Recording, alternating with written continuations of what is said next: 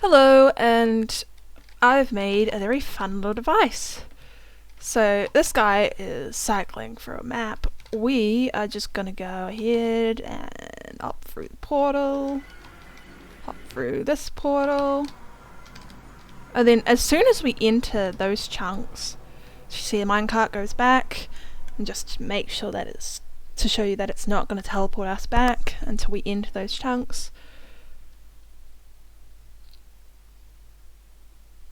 Give it a second. It takes 18 seconds for it to do a teleport check.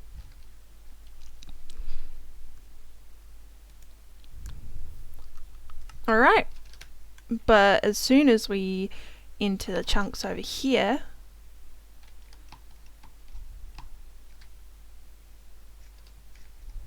so let's say this is reserved for our teleport location, and now we're all the way back here. What happened?